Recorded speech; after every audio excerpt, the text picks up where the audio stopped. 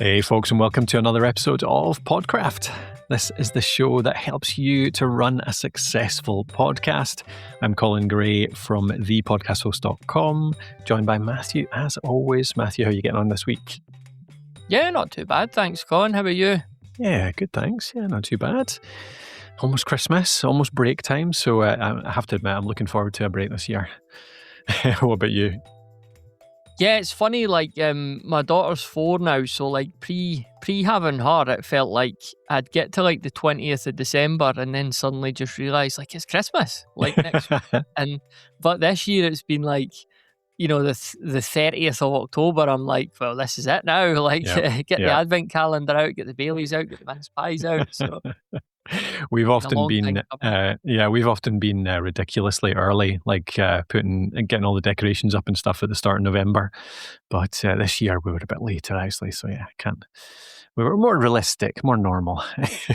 Aye, we're just unashamedly milking it for our age. So yeah, totally. Yeah, it's best time actually. It's great how that resurges Christmas in a way, doesn't it? It's makes it fun again. I'm excited about what I'm going to get. Yeah, from her. From her, of course. Yeah. Maybe the big man himself.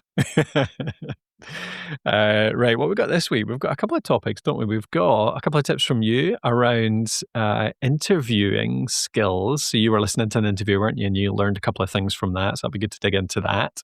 And we've got a discussion around creativity and how we use AI for that, don't we? You've got someone we want to bring up. I think this is pretty interesting for podcasters, actually, particularly even wider content creators, around how you do use AI in your creative process, but don't let it entirely take over, and still actually make sure that the stuff you're making is human, is unique. So I think that's a really good thing to dig into. And then I've got a bit of news around my studio move. So I've been moving studio, moved office, and a bunch of stuff in there, actually, questions I've had from readers, from watchers on the video channel around the lighting and things like that, but also the setup just for audio too, for all sorts of stuff. So yeah, I'm going to talk about that a bit too. That sound all right? Sounds good to me, yeah. Good. And also, I'll mention our launch challenge too. So we're running a podcast launch challenge. So if you're still at launch stage out there and you want some help to actually get that show out there in January, make sure it's out there during January. We're running a full week launch challenge where you go from start to finish and launch your podcast by the end of the week. So I'll dig into a bit more detail later on that. But yeah, if you go over to thepodcasthost.com/launch challenge, you'll see all the info there, but I'll tell you a bit more about it later. Right. What do you want to get into first, Matthew? What do you fancy? Let's talk about creativity. Let's lead with a big one here, because I did tease this a couple of episodes ago. And it's been something that's been on my mind for a wee while. So if we think about since the inception of widespread large language models, sort of the end of 2022, I think, was when, folks started using these things, myself included, and they're obviously brilliant. ChatGPT, Claude, etc. But if I think about my creative process, and I'm sure everyone listening considers themselves a creative person, so if you think about your ideas over the years and the way they've maybe just came to you, if it's a shower moment or whatever, and the way you kind of take that idea, you maybe sit with it for a while, maybe over a course of months or even years, you just have this idea and you build on it. It takes a lot of walks and a lot of thought, and eventually you come to a point where you've really solidified it and it's ready to be turned into something, whether that's, a podcast or a product or whatever. And these days we've got this tremendous capability, this opportunity to just get instant feedback. Like if you're sitting on a bus, Colin, and you come up with an idea, as in its very early stage, but you just whip out your phone, you go back and forward with ChatGPT, it gives you loads of stuff, and that's great. But do you just lose momentum of it? Do you lose a handle on it at that point? Does it just teach your brain to say, well, I don't really need to think about this anymore, all the info's there? What's your kind of thoughts on that? Yeah, I think there's tons of stuff in here. I think there's a big thing around, one of the things that people are worrying about along these lines is the fact that it just kind of abdicates that problem solving muscle we don't develop that as much because you just go straight to ChatGPT or whatever it is. We'll say the chatbot, and you go back and forth and you bash stuff around, and it does guide you much more than you would be otherwise. But the counter argument to that is that, some of the best creative stuff is collaborative, isn't it? Like, you know, and in older days, actually, we'd be much more likely to be in an office with people or in a group with people. You're in person. There's so many people working at home nowadays or hybrid or whatever it is, and you're not around people.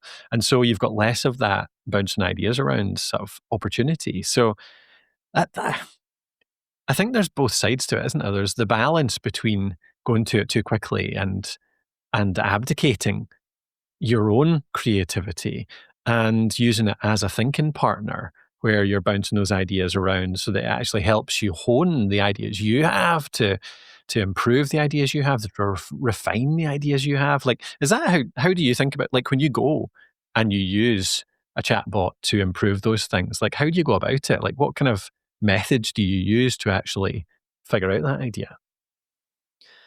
Yeah, I mean, it will just be, tell me about, like, I've come up with this idea. How might this look in this situation or that? I don't. Sadly, I should have had a more specific example here. But yeah, I'll go back and forward. That will bang out 10 or 12 very passable ideas. Some of them really good, and then What do sometimes you I just so won't do anything. Yeah, we'll dig into that though. Like, when you say that, so does that mean you're going in and saying something like, right, I've got an idea for an episode. Here's the rough concept. Like, I want to talk about growth. Give me 5 things to talk about around podcast growth. Or, because you say it comes back with like 5 or 10 ideas. Is that what you mean? I think you could maybe break it up here into, like, Hmm. if we think about an individual episode, I would consider that a smaller project. Hmm. I think maybe my concern here is on the bigger, grander ideas. So that might be an entirely new podcast. It might be, somebody's creating a product based on their podcast or based Yeah, on their yeah. content. So I'm thinking, I guess I'm thinking here bigger picture ideas. I think definitely an individual episode. For example, if I'm going to interview somebody, I'll get a lot of good feedback that's very handy in the moment. Because you don't have months or years to think about one episode, do you? Whereas your bigger goals, your bigger picture stuff, you maybe have that bit more time. Yeah.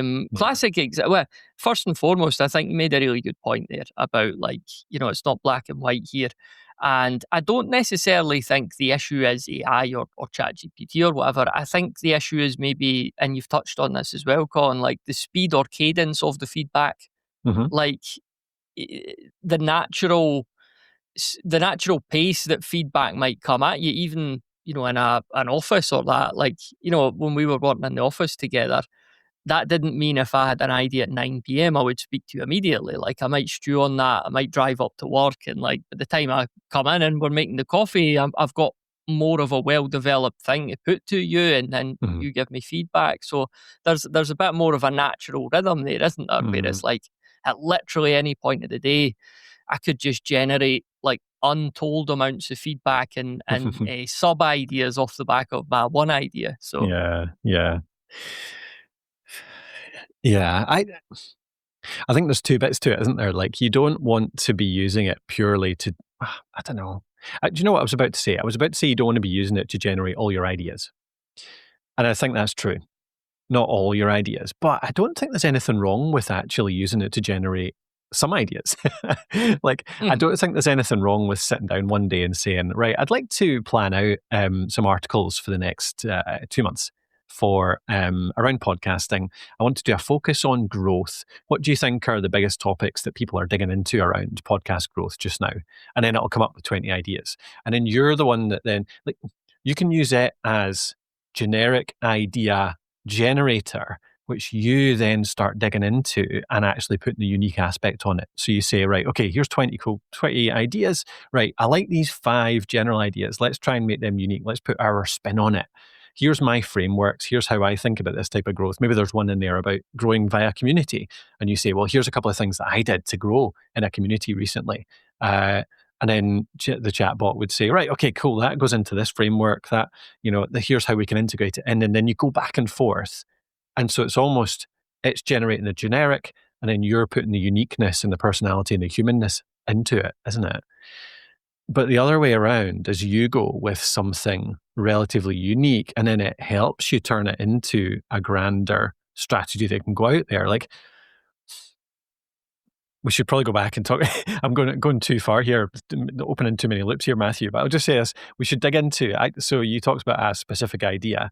I actually had a really good experience that I can probably talk through around. We've talked about the golf channel, the golf podcast that I've just recently started. I had a really good Mm. experience with taking that idea and using a chat bot to hone it into something that I think is much more unique in a way that I would do with you or do with Jacob or do with somebody else that knows a bit about it. And I can talk about that. But what do you think about that in the first place? Like, is that an okay way to think about it in terms of it's okay to use AI to get ideas, but it's about the next steps around how you use it, what role you give it essentially in making it more unique from there?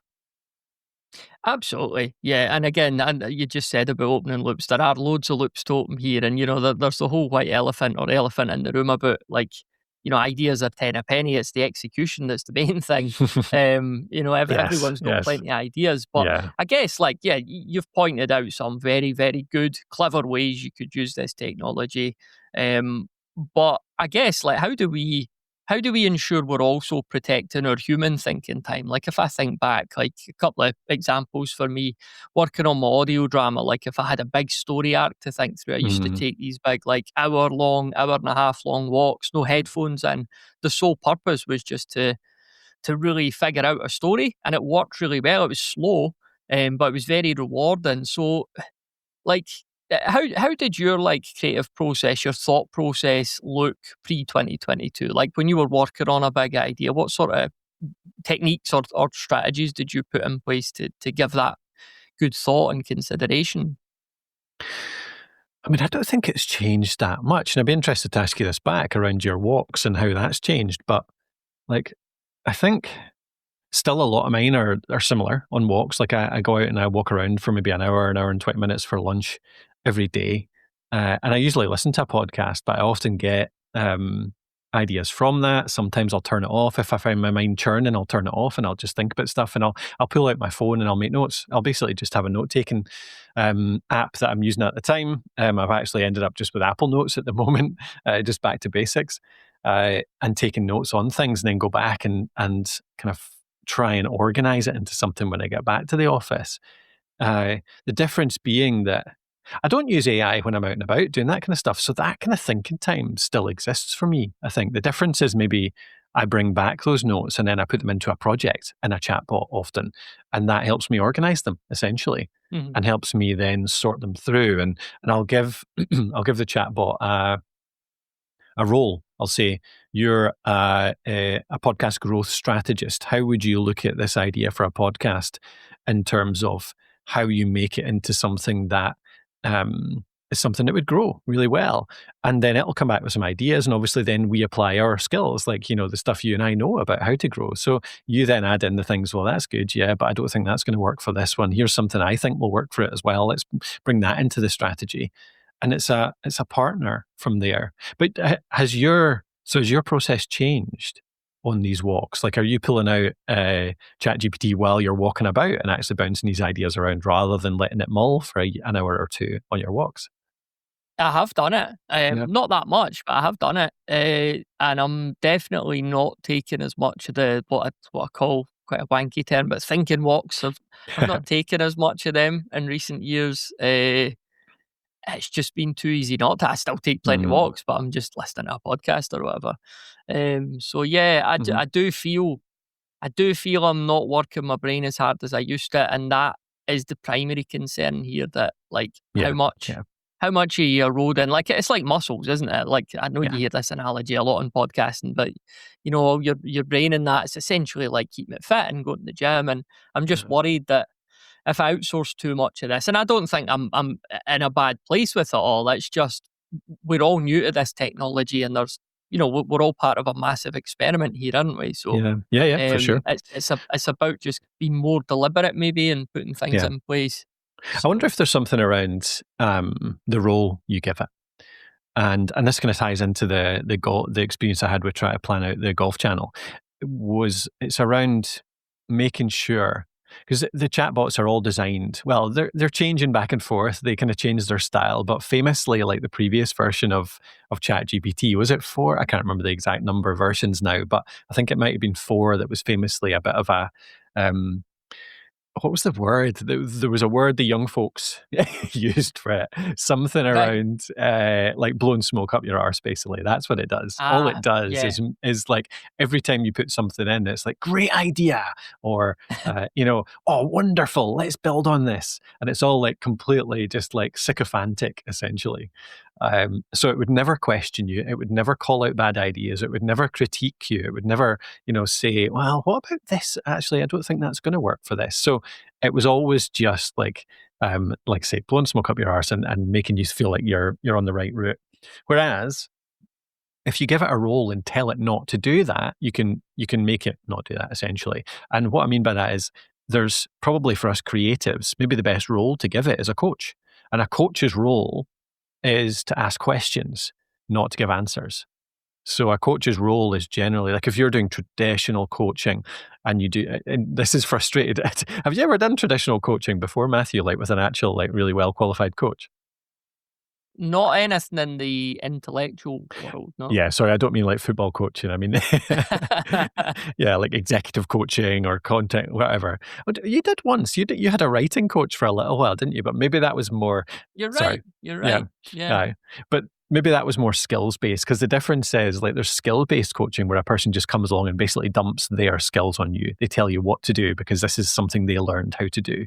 Whereas traditional coaching is more just people, they never actually put their opinions or their skills on it. They're just there to tell you basically, to guide you in how to think, like to guide you in the questions to ask yourself and to come to your own realizations. And they always just ask a question back. And it can get quite frustrating because sometimes you just want told what to do.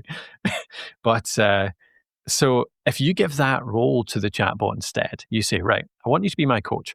I want to give you some ideas. My goal is to create a content strategy for a golf channel. Your role is to coach me through this. Just ask me the right questions, help me come to my own realizations, help me add my own uniqueness, my own personality to this strategy so that it is unique to me, so that it does have the best chance of growing.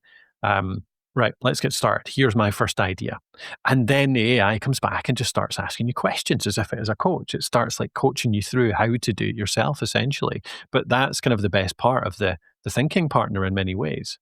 So I don't know, does that sound like it might be a way to, like, if you coach, if you prompt the AI to be a coach instead, possibly that's a way to still get this thinking partner, but it still makes sure you're the one doing the thinking.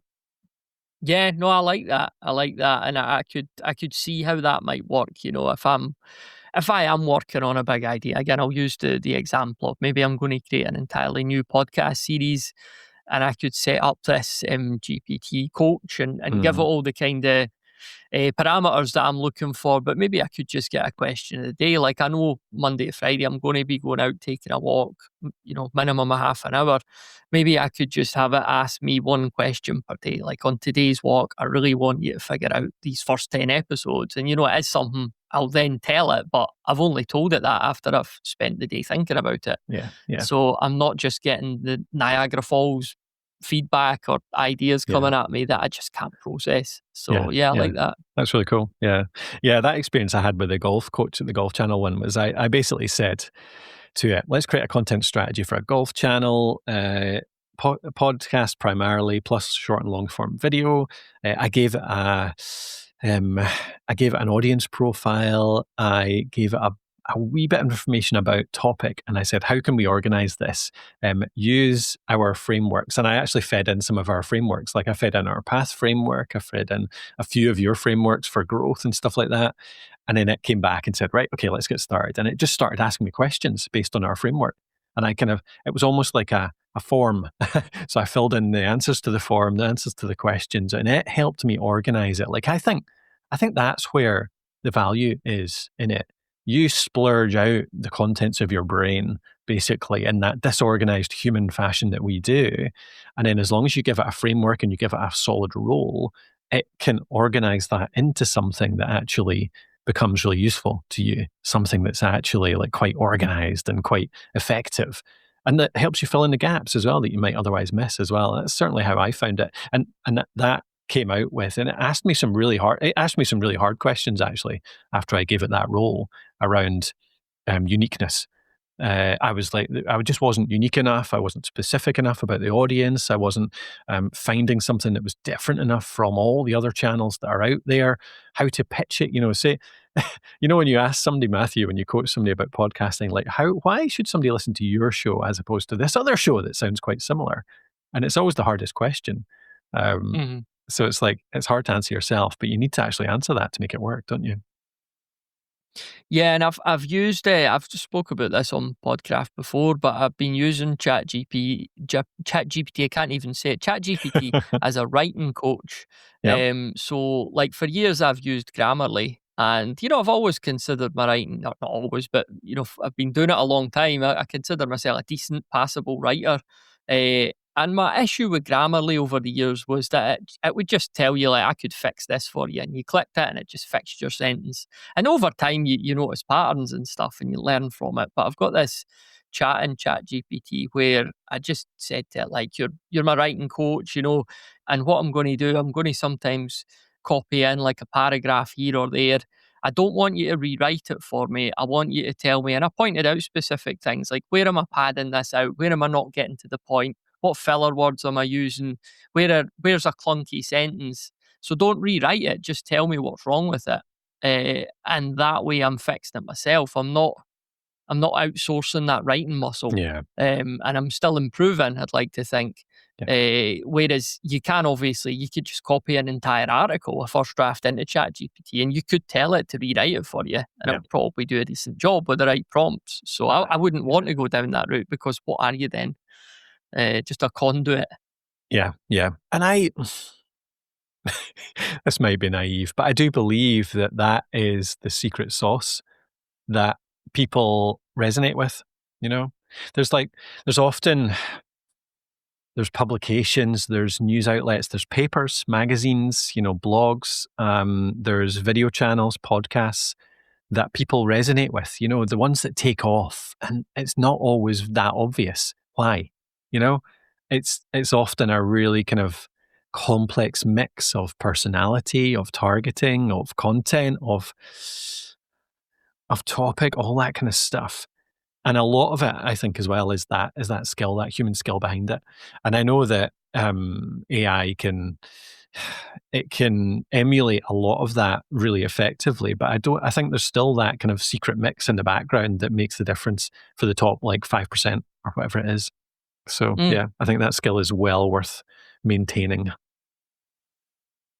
Yeah, I mean, this was never something we were going to like solve, if you like. But Yes. it's good to even just open a conversation on it. Like, I think it's definitely something that all creatives, whether podcasters or any type of content creator, we need to be thinking about this, and we need to start being more deliberate in our use of this technology, and finding that balance between, keeping our brains the unique organs that they are, and using this great technology at the same time. So yeah, totally. Yeah, I mean, we're just hamstringing ourselves if we don't use it at all, because it's useful for so many things. I think it is just about giving it the right role, really.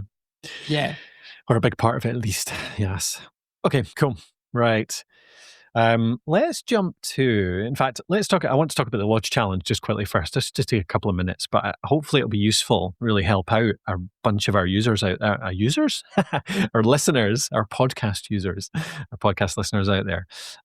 So if you've been thinking about launching a podcast, it's the kind of most common thing people can procrastinate on, often, putting it off for months and months. Our Launch Challenge is designed to combat exactly that. So it's 1 week. It'll be 5 days in total, 5 working days, Monday to Friday, where we take you through every step you need to actually get that podcast out there into the world, from gear tips and software that you need, through to how to plan your first episode, through to presentation skills, and right to publishing and getting it out there onto the directories like Apple Pods and Spotify. And we'll give you a task every day. We'll give you help. There'll be a live call on a Wednesday. So you'll have a couple of tasks on Monday and Tuesday to get set up to create your plan. On Wednesday, we'll be able to get on a call. And I'll be there for an hour and a half to help you with feedback, with questions, all that kind of stuff that's kind of queued up to the middle of the week. And then Thursday, Friday, it'll be all about getting it finished and getting that podcast actually launched on the directories on Friday. And we'll be there. You'll be in there as well, Matthew. Both of us will be there answering questions, helping folk out, and making sure everyone gets their podcast out there in January. So that'll be it. You'll commit to doing your podcast and get it out there into the world. So that's the idea. So if you fancy it, we're selling it for $38. There's only 20 spaces. So there'll be good close help. It won't be a very busy thing. You'll be able to get a lot of personal help as well. $38. And it's out there at thepodcasthost.com/launch challenge. Go over to thepodcasthost.com/launch challenge. And we'll hopefully see you there. Fill up that challenge. All right. The listener will think this is all pre-planned, but it's not. But $38 is nuts. I was expecting more. I bet the listener doesn't believe that I'm sincere. I am. Genuinely am. Yeah. No, there's a couple of reasons actually behind it. Partly, we want to test it. It's the first time we're running the launch version of this. We've done a bunch of challenges before, but I just want to see if we can just get 20 people actually launched. Like literally 20 podcasts. So I want to get this one filled up nice and quickly this time round. So that we can give all that help. We can see how many of the 20 people that sign up we can actually get launched and live on the Friday. And then, the honest answer is it'll cost more than that in future. Maybe I think the price we were thinking was like $99, $150-ish, something like that. But we want to run it and make sure we fill it this time around so that we've got that evidence that it actually works. That's the idea. Good. Yeah, I like it. Looking forward to it. Cool. All right. Okay, cool. Launch challenge, thepodcasthost.com/launch challenge. Right, Matthew, what next? Do you want to do the interviews stuff first? Yeah, this is a pretty quick one. Just a little anecdote, a little sort of a learning moment, I guess. So I was running a recording session for two pals who were interviewing somebody, and I basically said like, I'll do the recording. I'll just sit in, I'll mute myself. I'll just make sure everything's okay.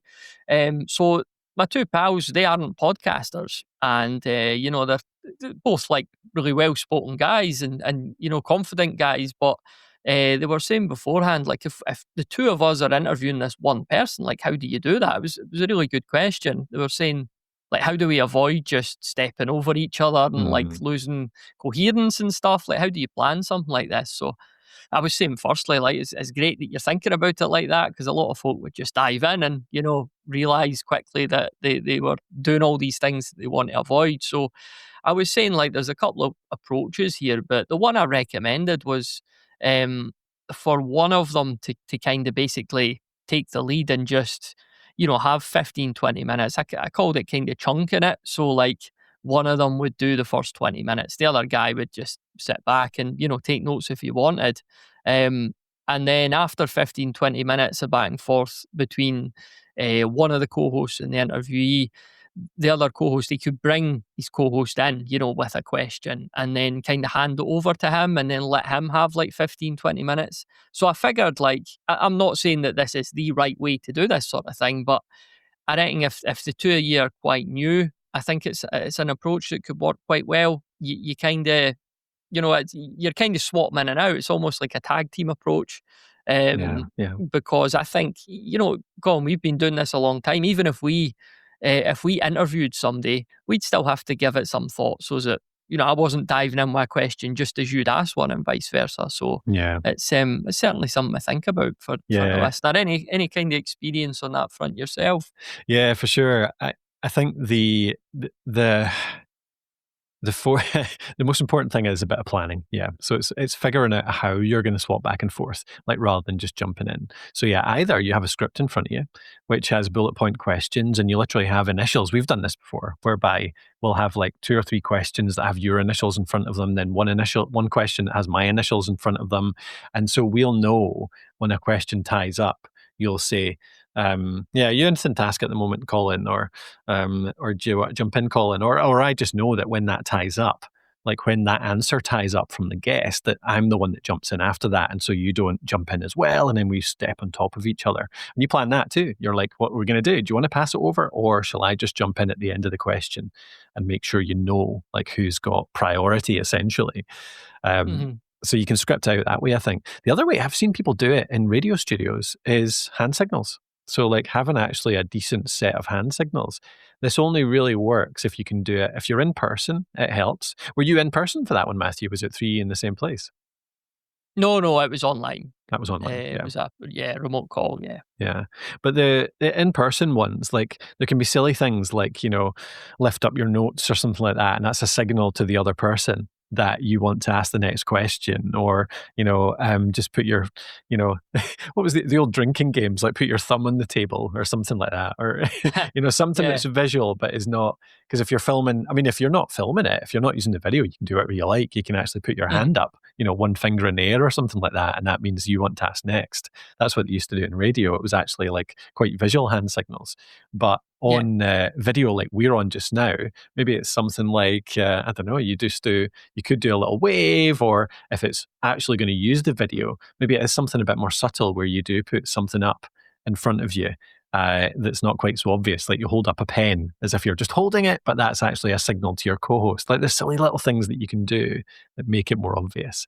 But I think you can get those kind of things honed in once you're more experienced, can't you? Yeah, definitely. And yeah, you're right. Like you can definitely both have that prearranged list of questions, but you also need to respect the natural order of the conversation, don't you? Like Yeah, the classic one. I've just got the guest talking about how they built a time machine, and then you cut in with what's your favorite WordPress plugin, yeah, and yeah, we've derailed the derailed the big point. So yeah, yeah, yeah, I no, there's plenty of ways to be thinking about that certainly, and it's yeah, it's definitely worth the planning at least, isn't it? Going in with yeah. some sort of plan is better than going in with no plan at Yeah, all. yeah. Usually, like one of the best ways I think actually is usually you need somebody to own the episode. Somebody's the lead, essentially. Mhm. Like they're the ones that are by default, they're the ones that are asking the questions and jumping in, and they then direct it to the other person. So you and I can swap that around. Like you could lead an episode and bring me in for questions, and we have that plan in front of us. Like Colin's asking this one, Colin's asking that one, or even just like when the guest gives an answer, and you're like, do you have any thoughts on that? And it's not planned, but because you're the lead, you know that nobody's going to jump over you because that's not the way it works. If you're the lead, the other person can only speak if that lead brings them in, and then that's when signals come in as well. So if you want to speak, you have an opinion on the last point, and somehow you need to be able to get that signal to the lead to bring you in. Good stuff. Aye, that's all I had. Just a Cool, little sort of anecdote. great stuff. All right. As for you, you've been on the move, haven't you?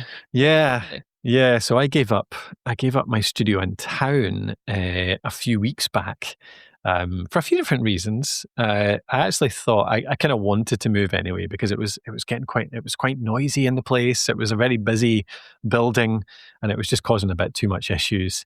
And the traffic was just getting worse as well. Like it was actually it's not a long drive by any means, but it was becoming a bit of a pain getting back and forth.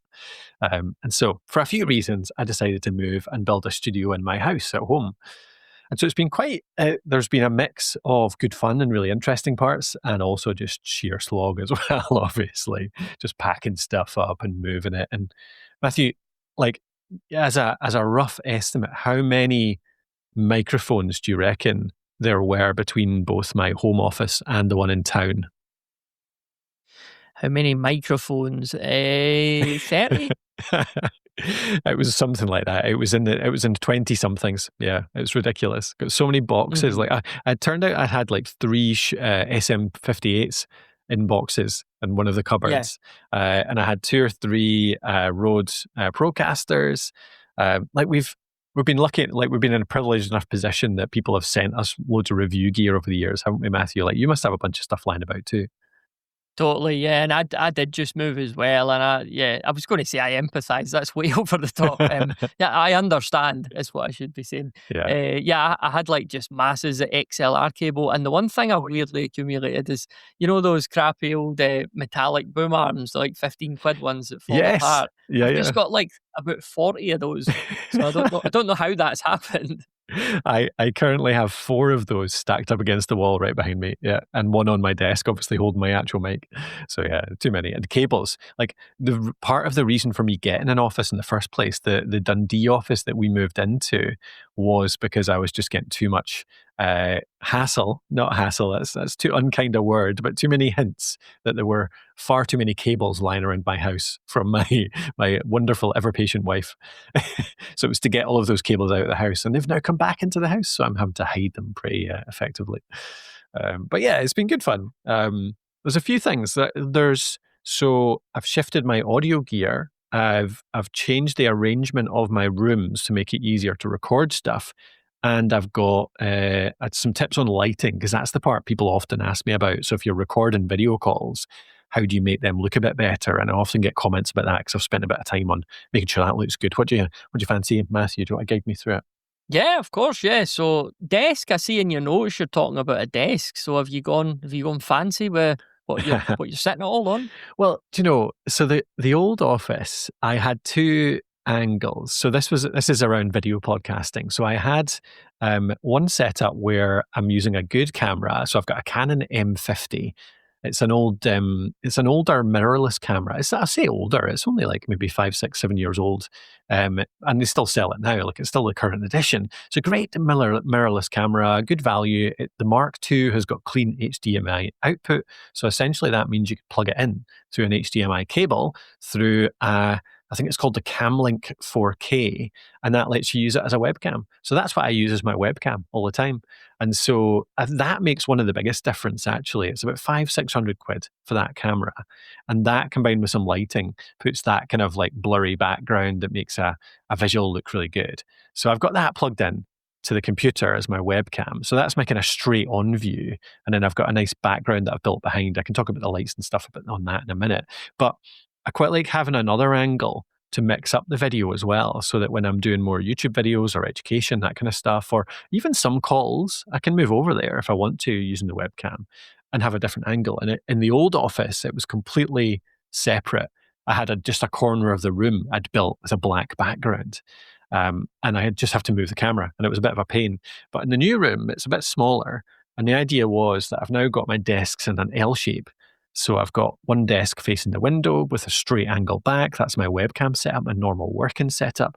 But I have another desk to my right, which is in an L shape. And I've got a camera attached, another Canon M50 attached to that. But you could use any kind of webcam if you wanted.